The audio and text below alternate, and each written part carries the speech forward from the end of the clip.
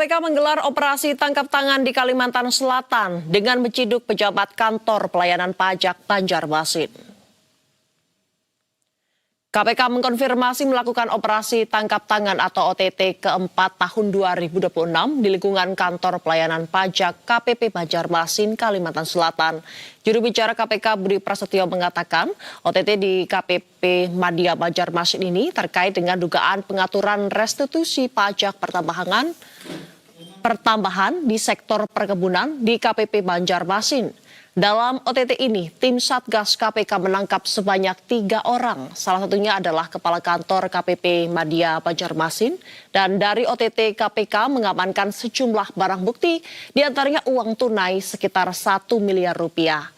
Tak hanya di Kalimantan Selatan, di hari yang sama KPK juga menggelar OTT di Jakarta. Namun hingga Rabu siang, KPK belum merinci terkait OTT yang dilakukan di Jakarta.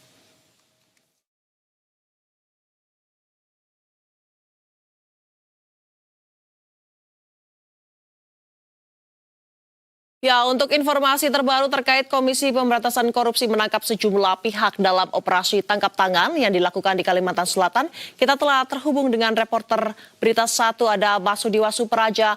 Selamat malam Diwa, dari informasi yang Anda terima sekarang bagaimana KPK melakukan penangkapan ini?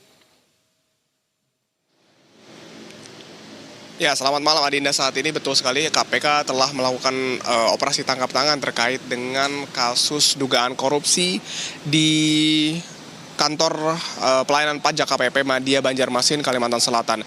Dan saat ini kami menantikan terus terkait dengan update terbaru dari KPK yang sudah mengamankan setidaknya 3 orang, di mana diantaranya salah satu diantaranya merupakan Kepala KPP Madya Banjarmasin Mulyono Purwowijoyo. Sementara 2 lainnya merupakan salah satunya adalah ASN dan satunya lagi adalah pihak swasta yang diketahui berdasarkan informasi yang kami dapat kedua terperiksa ini diperkirakan sudah tiba di Soekarno-Hatta sekitar pukul 18.00 waktu Indonesia Barat dan langsung digiring ke Gedung Merah Putih KPK yang ada di Jakarta.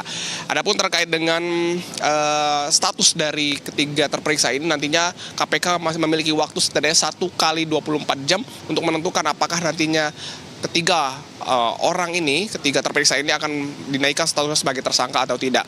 Dan kami juga tentunya masih menantikan lebih lanjut terkait dengan update dari hasil pemeriksaan intensif dari KPK kepada ketiga terperiksa di dalam kasus dugaan korupsi proses restitusi PPN di sektor perkebunan. Selain itu juga KPK juga melakukan OTT di Jakarta terkait dengan kasus dugaan korupsi pelaksanaan importir di kantor Ditjen Bea dan Cukai Kementerian Keuangan yang ada di Jakarta, yakni diketahui berada di Jakarta Timur, di mana KPK telah menangkap mantan Direktur Penyidikan dan Penindakan Direktorat Jenderal Bea Cukai Rizal di Lampung. Sementara beberapa pihak lainnya KPK telah menangkap di Jakarta. Namun saat ini kami juga belum mengetahui secara pasti, secara detail juga KPK sudah berapa pihak yang ditangkap di Jakarta terkait dengan kasus dugaan korupsi di pelaksanaan importir di Bea Cukai Kementerian Keuangan tersebut.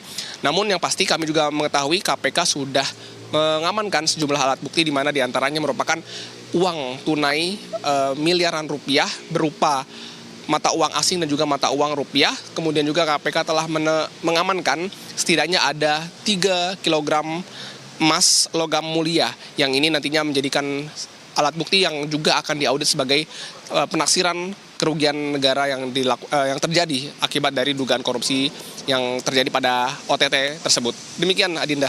Ya, kami akan terus menunggu update perkembangan kasus ini. Terima kasih rekan Diwa, selamat malam dan selamat kembali bertugas.